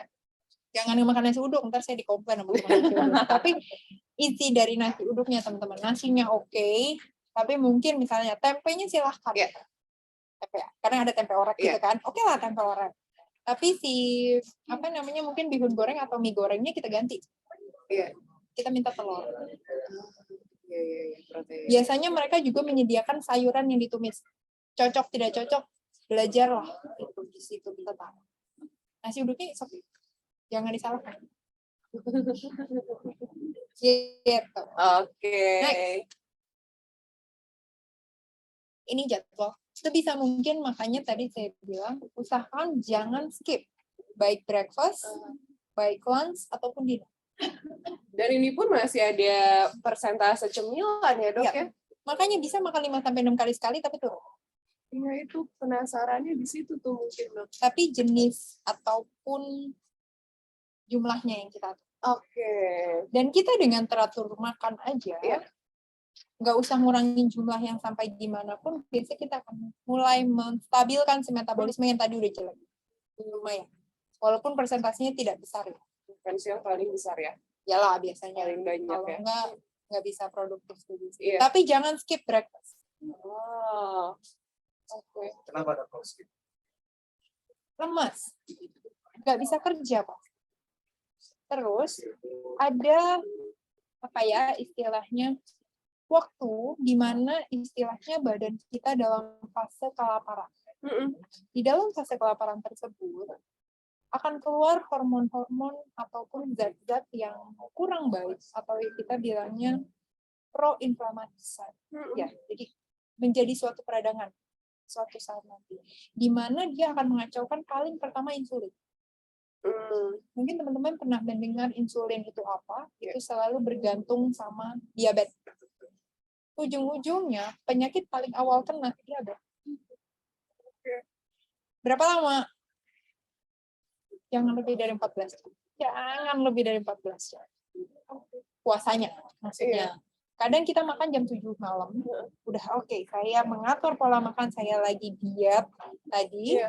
Saya nggak mau makan malam-malam kan, jam 6, jam 7 sudah selesai makan. Saya intermittent fasting, saya makan jam 12 siang. Berapa jam itu yang dulu? Atau sebenarnya kadang suka ada maaf-maaf pakai tagline Ramadan fasting. Ramadan fasting, very good. Itu bagus banget. Tapi cuma sebulan. Nggak lebih dari itu. Cuma sebulan. Badan kita sebulan oke. Kayak detox ya. Ya, istilah itu boleh dipakai lah. Walaupun detox itu everyday. Tiap hari badan kita di detox. Jam-jam tertentu badan kita akan di detox sama kita punya liver. Tapi saat puasa Ramadan itu memang ada detox yang juga terjadi di situ. Makanya kita punya mungkin lab jadi bagus. Kita punya berat badan turun. Good. Tapi lebih daripada itu biasanya badan kita capek. Balik lagi kan, makanya habis sebulan mau nggak mau pola makan akan balik lagi. Entah bagaimana mungkin tokoh-tokoh yang dulu menciptakan itu luar biasa banget saya bilang. Mereka sudah memperhitungkan itu. Di semua agama. Kami puasa pun cuma 40 hari loh kali. Pantang dan puasa itu cuma 40 hari. Nggak pernah ada yang lebih daripada 2 bulan. Karena mempertimbangkan faktor kesehatan. Jadi itulah yang kita pikirkan bahwa kita sudah diberikan jadwal 3 kali makan minimal. Minimal. Jadi kalau misalnya teman-teman saya nggak mau cemil, ya udah nggak apa-apa. Tapi 3 kali makan itu tolong dipenuhi. Dengan memenuhi kebutuhan yang seharusnya. Itu akan membantu teman-teman punya produktif untuk bekerja. Tapi jenisnya balik lagi ya. Juga sarapan gorengan nih. Sarapan gorengan sama kopi? Kopinya nggak jelek. Boleh ya. Gulanya tadi ya. Gulanya. Kopi itu salah satu jenis antioksidan yang cukup bagus juga. Cuman kopi hitam. Dan ada batas bahwa sehari ya 1-2 cangkir aja. Nggak lebih. Cangkir ya, bukan tumbler. Right. Grande ya. Setuju. Cangkir kopi. Ingat cangkir ya teman-teman. Oke, next. Ini satu lagi. Ada batasan, 4 sendok makan gula per hari di luar makanan yang kita konsumsi ya, di luar bumbu masakan. Kita mau kopi tadi, kita mau ada tambahan sedikit manis-manis, kita makan cake misalkan, minimal 4 sendok makan atau sekitar 50 gram atau kadang saya bilang 40 gram. Garam 1 sendok teh sehari. Minyak 5 sendok makan. Makanya nggak mungkin 5 sendok makan kalau kita nyemplungin semua makanan kita ke minyak. Makanya air fryer pasti akan jauh lebih bagus secara tidak langsung. Karena kan paling kalaupun kita mau pakai biasa kita spray. Ya kan? Atau kita oles aja dikit gitu kan. Sama seperti kita menumis. Itu akan jauh lebih bagus. Tapi teman-teman perlu memperhatikan juga kalau pemakaian air fryer ada suhu yang kita bisa atur. Karena pada suhu pemanasan tertentu 200 derajat protein kita rusak. Protein di makanan. Capek-capek kita makan ayam, makan ikan, tapi kalau saya bilang cari titik aman sekitar 170-an lah kalau kita mau air fryer. Sama yang sebelah kanan, teman-teman mungkin sering di sini, saya nggak tahu ya, kalau sambil kerja ada yang sambil makan snack, makanan ringan. Ini saya sering menjadi suatu momok, sedih banget. Makan 1 bungkus chips tadi, saya sebut merek apapun itu, kenyang nggak teman-teman? Karena dibilangnya ini kan kalorinya kecil, boleh dilihat misalnya bagaimana cara kita membaca yang namanya nutrition fact. Jadi kadang yang dibaca hanya kalorinya. Iya, benar. Kalorinya berapa itu? 90 ya, kalau yang merah 90. Ya, teman-teman mungkin yang di Zoom lebih kelihatan ya, yang di online lebih kelihatan. Ada 90. Kecil dok, saya kebutuhannya 1.500, saya cuma makan 90. Iya. Tapi lupa bahwa di atas yang bagian hijau, berapa serving? 4. 4. Berarti di dalam satu bungkus itu, teman-teman konsumsi 4 kali 90. Itu hitungnya. 4 kali 90, 360. kalorinya ya. Kalorinya, itu baru kalori. Yang setara dengan tadi nasi 1. Nasi, lauk, sayur. Itu 350 sampai 400. Nah, ini satu chip sudah sama satu piring. Dan akhirnya karena teman-teman tetap makan siang, Iya. ditambah chips tadi, double porsi kan? Iya. Naik. Kedua, teman-teman harus memperhatikan jumlah gula. Tadi, kalau ketinggian, tadi kan kita ada batasan sekitar 50-an gram atau 40 gram sehari tadi. Ya ini kalau chips otomatis biasa gula rendah. Coba teman-teman yang makanan-makanan kemasan tapi yang manis ya. Biasa gulanya tinggi. Walaupun yogurt sekalipun, ada mungkin beberapa merek low fat. Teman-teman boleh lihat berapa gulanya. Bisa 25 sampai 30 habis. Kalau yang plain milk better. Coba aja lihat dulu. Si yogurt itu ya. Ya. Oke. Boleh dilihat kadar gulanya. Ini nih yang mungkin harus mulai Iya, dibiasain ya. mulai dibiasakan dan Ngecek. perhatikan dia dalam satu kemasan itu berapa. Sama kebutuhan daripada natrium.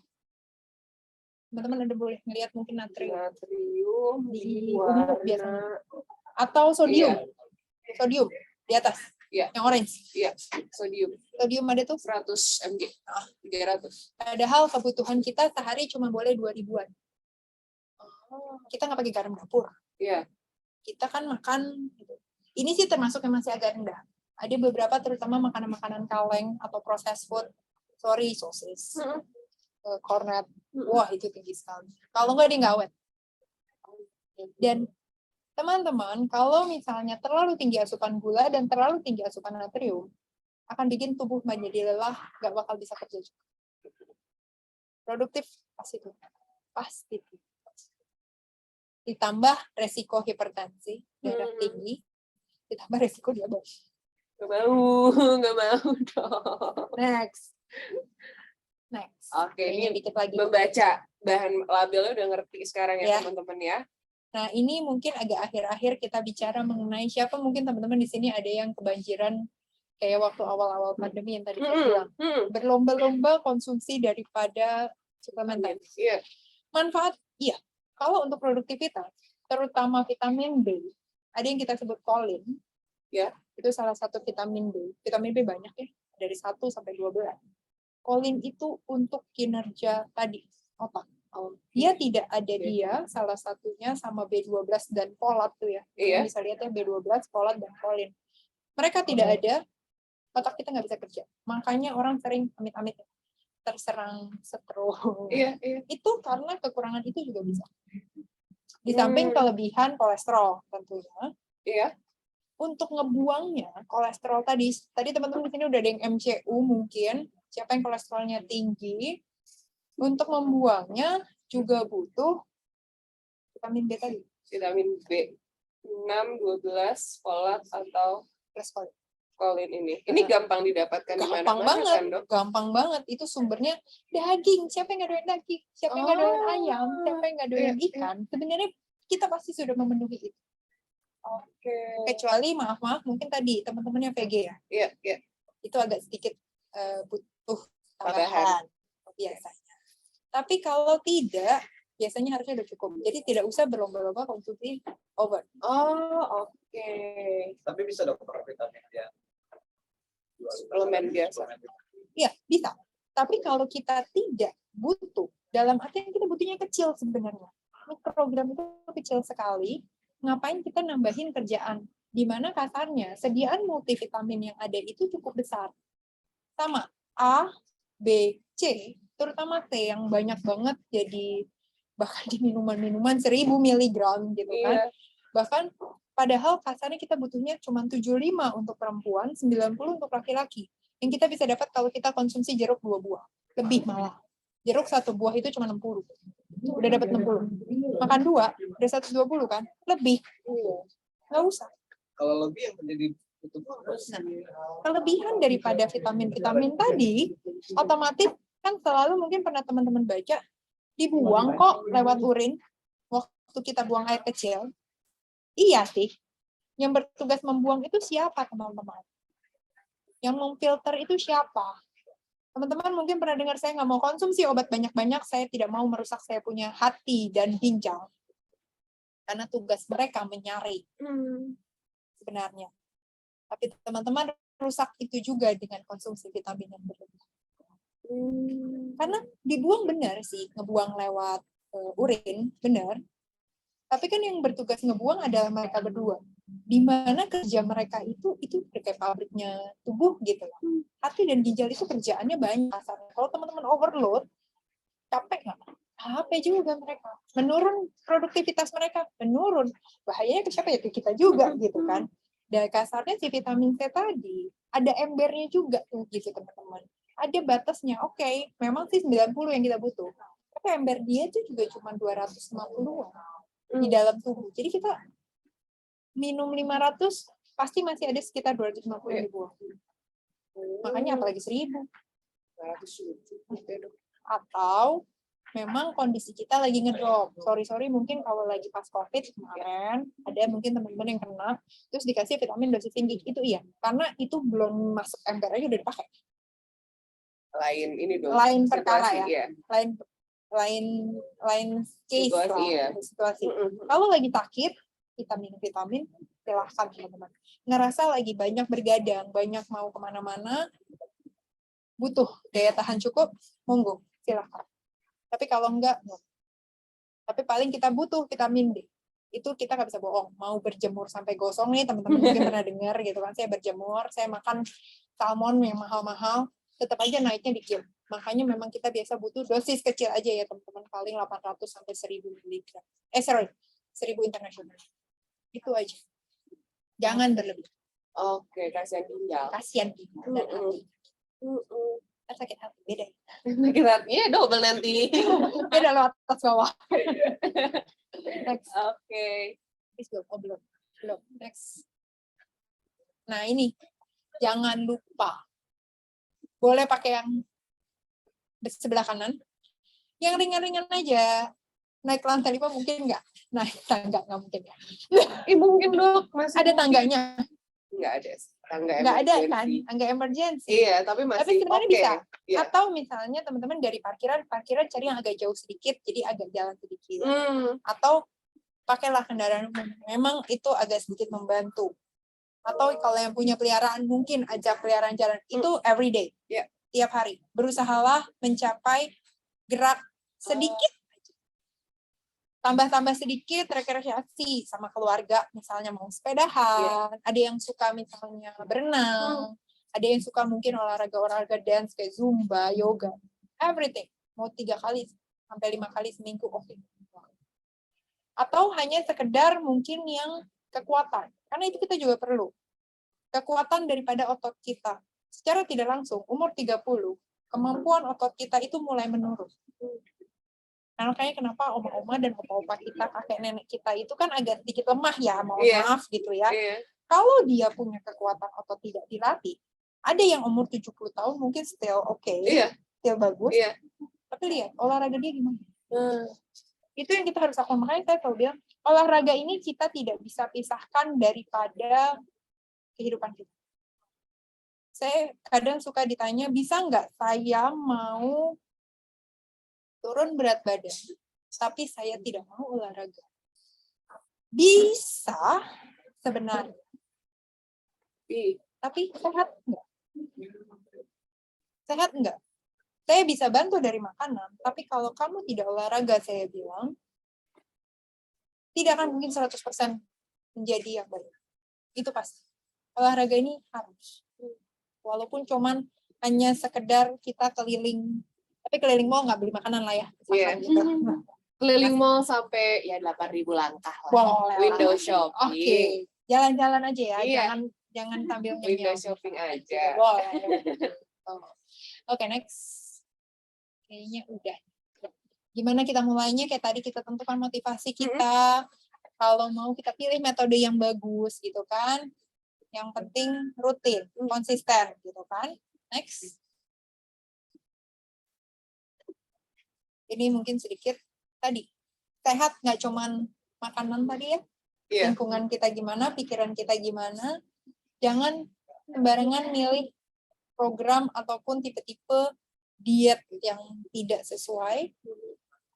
Kalau bisa ini untuk long term jadinya, jangka panjang dan semakin bervariasi. Saya tidak suka ini, tidak suka itu. Bervariasilah. Jangan karena saya makannya ayam, terus ayam bagus, iya. Tiap hari ayam, terus misalnya kayak gitu. Ya nggak bagus juga. Terus aktivitas fisik tidak boleh ditinggalkan. Kalau mau perlu konsul, silakan konsul. Misalkan kayak gitu. Nggak usah takut. Karena itu tadi saya bilang, saya takut nggak boleh makan apa-apa. Nggak mungkin dong, nggak boleh makan apa-apa, gimana ceritanya. Karena kadang suka takutnya begitu. Tuh. Iya, Saya iya. selalu berpikir begitu, malah jadi nggak boleh makan. Kan? Oke, kayaknya habis. Oke, udah. gitu deh. Oke, tepuk tangan lu dong di kira-kira. Aduh, panjang ya. Ini seru banget ngobrol. Jujur ternyata banyak banget, Dok. Terus banyak banget juga ternyata pengertian yang lebih luas dari apa yang selama ini kita tahu. Agak sedikit pengertiannya kurang pas gitu ya. Iya, kayak tadi yang minyak udah pakai olive oil salah satunya, definisi sehat itu sendiri seperti apa. Nah, sekarang ada banyak pertanyaan, Dok. Biasanya banyak. Banyak. Kita mulai dari yang nomor 1 ya. Dok, kalau berat badan naik drastis setelah mengkonsumsi obat tertentu, sebaiknya gimana nih? Ada diet khusus kah? Obatnya tergantung ya. Biasanya, sorry, mungkin perempuan, laki-laki kah? Perempuan. Perempuan ya? Perempuan. Hormon kah? Mm-mm. Biasanya lagi program. Mm-mm. Mau punya anak, biasanya dikasih hormon atau memang ada problem hormon. Mm-mm. Ditambah lagi mungkin ada maaf beberapa jenis penyakit tertentu yang memang mengharuskan obat tersebut dikonsumsi jangka panjang dan memang bisa efek yang terjadi di tubuh adalah penimbunan cairan. Hasil dia naik obatnya. Apakah yang kita bisa lakukan? Kembali ke pola makan yang tadi. Kalau hormonal yang tadi itu akan meningkatkan nafsu makan kita luar biasa. Jadi teman di sini bisa coba diatur porsinya, diatur jadwalnya, harusnya dengan konsumsi ditahan sedikit nafsu makannya, dan pemilihan jenis-jenis yang tadi proses food, yang tinggi kalori, tinggi gula, tinggi minyaknya bisa dibatasi, harusnya minimal dia bisa menurunkan atau setidaknya stabil, jadi tidaknya naik.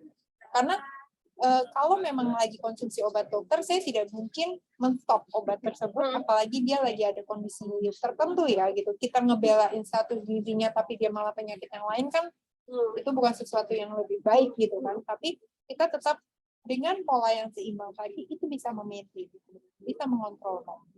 Dengan tadi balik lagi senjatanya antioksidan. Antioksidan banyak warna-warni tadi, itu salah satu yang kita bisa bantu melawan. Oke, jadi bisa ya Bisa, sebenarnya bisa. untuk stabil atau turun. Bisa. Oke, pertanyaan berikutnya, Dok, makanan yang bernutrisi bagus itu yang seperti apa? Itu yang tadi. Yang tadi Yang tadi dijelasin ya? ya, warna Dari awal sampai akhir. Berarti kombinasi itu dari Iya, awal ya. sampai akhir. Oke. Lalu, Dok, ada pertanyaan lagi nih, Dok. Kalau kopi hitam tanpa gula itu emang benar ada manfaatnya? Benar. 2 kali lagi typonya. Benar. Itu yang tadi saya bilang bahwa memang di dalam kopi hitam itu memang ada kandungan kafein. Tapi selain kafein ya ada antioksidannya juga sebenarnya. Jadi tidak hanya kopi, di teh dark coklat. Sama di teh yang teh hijau, teh hitam. Itu sebenarnya dengan yang murni, bukan yang dengan tambahan-tambahan tertentu, itu memang memiliki efek antioksidan masing-masing. Dan kalau kita konsumsi itu cukup rutin, dengan tidak berlebihan kembali lagi, dengan dosis tertentu ya. Tadi kafein sehari 1-2 cangkir. Tidak berarti pagi ngopi, siang ngeteh, malam nyoklat. 3 kali dong Ya, kafein. lebih dong Iya. gitu. Jadi kita bisa namanya mengatur. Oke, saya mau ngopi, it's okay. Itu ada bahkan beberapa penelitian justru itu bagus untuk kesehatan jantung, pembuluh darah ada memang, tapi memang tidak berlebihan. Itu benar. Iya. Karena antioksidan mereka tinggi dan bagus sekali. Walaupun baik di kopi, baik di teh ataupun di coklat itu beda-beda jenis antioksidannya. Balik lagi ke yang prinsip tadi, semakin bervariasi semakin bagus. Oke, jadi untuk teman-teman di GSN mungkin ada yang mah perutnya atau GERD nggak bisa kena kopi, boleh Bisa, diganti sama teh ya, kafein juga soalnya dok ya, sama Bukan dark kafein yang coklat. sebenarnya yang memiliki manfaat, tapi memang Antioksidan. ada antioksidannya. Kalau di kopi sama di coklat itu ada polyphenol sebenarnya. Oke. Itu namanya. Kalau di teh ada yang namanya panjang tuh EGCG. Epigallocatechin-galactose. Mungkin susah kali. Panjang ya? Panjang. Gitu. Kalau coklat dok berapa persen? Di Enaknya atas nih? 60. Di atas 60 dan coklatnya ya GSN bukan Kalau 70 ya. Kalau bisa 70-an juga. Lebih 70-an oke ya. Oke. Jadi bukan merek-merek gitu yang Bukan milk. Bukan milk ya. Bukan milk. Oke, terus pertanyaan berikutnya ada dari Dok, cara menurunkan tensi tinggi alami gimana? By the way, John ini ada penyakit mah sama insomnia-nya. Oke, John. Penyakit mah dan insomnia bisa coba dilakukan yang namanya tadi pengaturan jadwal makan. Kalau ada gangguan lambung atau dispepsia gangguan mah tadi, pakainya yang pakai cemilan. Jadi sekitar 3 jam itu isi makanan tapi sedikit dan jenisnya tentunya yang tadi ya. Jangan kita pilih yang high kalori gitu kan. Oke.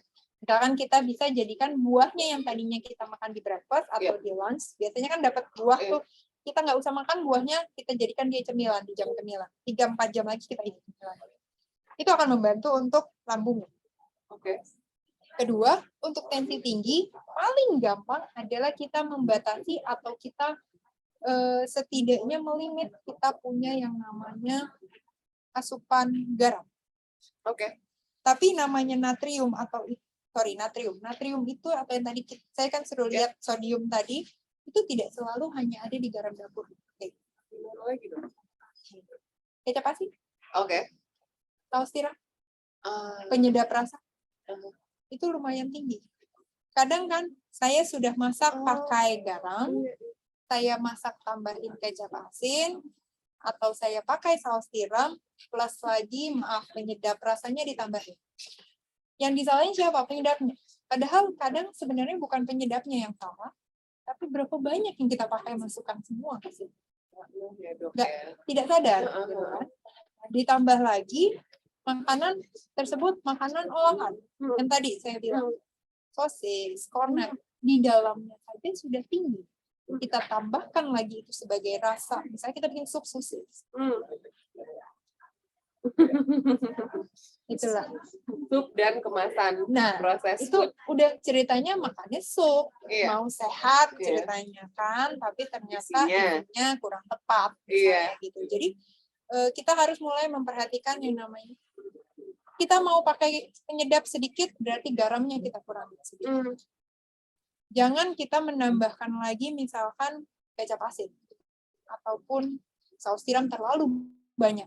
Jadi pelan-pelan kita yang sudah terbiasa konsumsi makanan cukup asin, langsung disuruh cut down, itu bisa nggak makan. Rasanya jadi enak semua. Tapi sedikit-sedikit kita kurangin, pelan-pelan tekanan darah kita pasti akan adjust juga dia ya. Oke, Pak John berarti untuk mahnya tadi ngemil setiap 3 jam, tapi cemilannya juga dipilih. Yang terakhir kalau insomnia, Dok, ada makanan yang bisa ngebantu nggak sih, Dok? Makanan bisa. Sayur dan buah salah satunya, plus coklat tadi. Oh, coklat ngebantu insomnia? Happy. Tapi bikin happy-nya. Bikin happy-nya, bukan bikin tidurnya. Iya. Orang insomnia itu sebenarnya banyak faktor. Iya. Ada yang misalnya, tergantung. Ada yang namanya physical rest. Dia bisa nggak? Fisiknya mungkin di tempat tidur. Tapi mentalnya kemana-mana.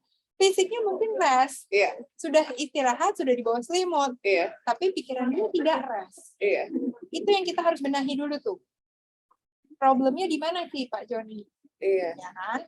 Kedua, ada yang namanya social rest. Apakah itu misalnya lingkungan atau kehidupan sosial dia, omongan kanan, omongan kiri semua dimasukin ke kepala, dipikirin malam-malam, ujung-ujungnya bisa nggak tidurnya? Iya benar. Overthinking jadi. Yes. Iya. Ditambah lagi stres pekerjaan. Iya. Kepikiran lagi nih. Iya. Keempat, gadget. Oh, Siapa yang di sebelahnya kalau tidur pakai handphone? enggak. Kayaknya enggak. Ditaruh di meja, tapi nggak ditaruh di sebelah kepala. Semoga banyak yang begitu. Karena lebih banyak sambil rebahan, Sambil scrolling. Iya. sambil sosmed terutama. Oh, itu Tidur susah dong. enggak? Itu susah tuh. Atau nonton. Walaupun hanya nonton, screen time itu sangat Jadi tergantung Bapak John ini problemnya di mana. Kita Banyak, atas ini ya? banyak. Atau kalau sebenarnya dari lifestyle, kita bisa coba bantu dengan hobi. Naikin hobi. Sukanya apa? Suka baca, suka musik, suka olahraga. Hormon happy tadi meningkat. Setidaknya bisa membuat badan lebih rileks. Melupakan yang tadi, stres-stres tadi, Iya. sehingga benar bisa beristirahat dari faktor yang tadi, jadi fisiknya bisa Oke. Jadi memang dari sini. tergantung. Juga. Balik Iya. dulu ke sini. Oke. Oke, kalau gitu dari teman-teman di JASIAN, ada lagi yang mau bertanya kah? Kalau misalkan tidak ada lagi yang mau bertanya, Dok, aku lupa, aku mau nanya satu. Ini nih yang kayaknya mungkin banyak dari orang Indonesia yang nggak tahu salah pemahaman atau gimana, tapi mengenai yang namanya bentuk tubuh, Dok. Kadang kalau ada orang yang diet atau mungkin orang yang badannya besar, mereka bilang, enggak nih, gue susah kurus karena tulang gue besar. Itu benar apa enggak sih, Dok? Ataukah semua orang ini sebenarnya tulangnya sama, hanya asupan gizinya yang berbeda, makanya bentuk badannya berbeda? Salah. Salah. Kenapa? Yang salah apa nih, Dok? Salah yang pertama. Tulangnya beda gede ya? Selalu, yaitu tulang disalahin kan? Iya, iya. Saya nggak bakal bisa kurus karena tulang saya besar. Iya. Atau genetik saya besar. Iya. Memang udah keturunannya, postur di keluarga saya tinggi besar. Oke, postur tinggi besar. Oke. Tapi tulang di dalam tubuh kita itu hanya 2-3%. Tidak beda. Mau kita Asia, mau kita Europe, mau kita Amerika. Salah, berarti jangan nyalain tulang. 2-3% loh. Iya. Jadi mau oke dia tinggi, anggaplah tulangnya 3% dari komposisi tubuh dia, tapi isinya apa? Bukan tulang. Mungkin dia memang posturnya jadi tinggi, cukup lebar misalnya. Ada kan itulah yang suka disalahin sama misalnya perempuan-perempuan yang maaf posturnya agak tinggi besar gitu kan. Dia menyalahkan si tulang tadi. Iya. Dia sudah cek lemaknya belum? Itu pasti bisa diturunkan. Itu pasti bisa diturunkan. Dengan harapan kita naikin muscle, kita naikin ototnya. Berarti salah ya, Dok ya. Salah dijelasin, jangan nyalahin tulang. Salahin apa tulang. yang kamu makan. Betul. Ya. Bisa loh. Oke, ternyata lurus sekarang ya. Bukan masalah tulang gue gede, gue nggak bisa kurus. Bukan berarti ya. Itu banyak sih. Iya kan? Oke, kalau kayak gitu tadi berarti hubungan antara gizi dan produktivitas tadi tempat kerja kuncinya satu, teman-teman di JASIAN, kalau kata dokter jangan skip yang namanya breakfast atau sarapan ya, Dok ya. Yang kedua, jangan terlalu banyak gula, bisa bikin ngantuk, bisa bikin lama. Kalau misalkan kamu kerja siang-siang udah mulai capek, boleh diisi lagi bensinnya tapi ditakar jenisnya. Dipilih jenisnya. Asupan karbohidrat penting, jangan diet yang sembarangan juga ya dok ya. Kalau misalkan kamu pengen hidup lebih sehat atau mungkin kasarnya kalau sekarang cewek-cewek lebih pengen kurus lah, pengen diet lah, apapun itu sebaiknya mungkin dikonsultasikan dulu sama dokter karena nggak semua orang cocok dengan beberapa ragam diet yang ada di luar sana gitu. Jadi teman-teman di JASIAN diharapkan setelah kita ngobrol-ngobrol panjang ini sebenarnya masih pengen ngobrol-ngobrol banyak dok, masih pengen banyak banget yang ditanyain terutama tentang diet lah, tentang gimana cara bikin bentuk badan yang ideal dari olahraga dan asupan gizi lah. Cuman penjelasan dari dokter tadi sangat membantu. Banyak banget dapat insight yang baru, pelajaran yang baru. Sekarang kalau makan, ngerti cara ngebaca nutrition fact-nya, ngerti berapa banyak asupan yang harus dimakan juga. Semoga bisa perlahan karena nggak ada yang instan teman-teman, kecuali mie instan pun juga vaksin. Ya, kalau kayak gitu dokter mungkin boleh dikasih tahu ke teman-teman di JSN kalau misalkan di sini ada yang mau konsultasi ke dokter, kemana nih dok enaknya hubungin dokter? Yang gampang aplikasi. Aplikasi langsung ya. Nanti boleh kalau misalkan mau konsultasi soal Paling gampang pernutrisian. sih itu. Kalau rumah sakit saya di Kedoya sama di Bintaro. Oke. Yang teman-teman di Bintaro, teman-teman di Kedoya dekat berarti ke dokter Olive ya. Oke, kalau kayak gitu teman-teman di JSN nggak ada pertanyaan lagi, Mas Ian udah nggak ada pertanyaan lagi? Oke, sip. Kalau gitu kita foto bareng, boleh dibuka teman-teman kameranya nih. Yang lagi online di kamera di Zoom-nya boleh dibuka dong. Kita foto bareng-bareng. Banyak. Yang WFO. Oke, Mas Irfan, Mas Ayo Sopas, Mbak Erlis, Mbak Ambar, Mbak Sita. Ready nih? Oke. Oke. Oke, kalau gitu kita foto bareng-bareng ya, teman-teman. Oke, Mas Dian boleh di 1, 2, 3. Ya. Oke, 1, 2, 3. Oke, lagi. 1, 2, 3. Oke. Dokter terima kasih banyak. Semoga bermanfaat. Iya dong, teman-teman di JSN terima kasih banyak udah gabung barengan sama Dr. Olive dan Kandita di Health Talk. Kita ketemu di acara Health Talk berikutnya. Bye-bye.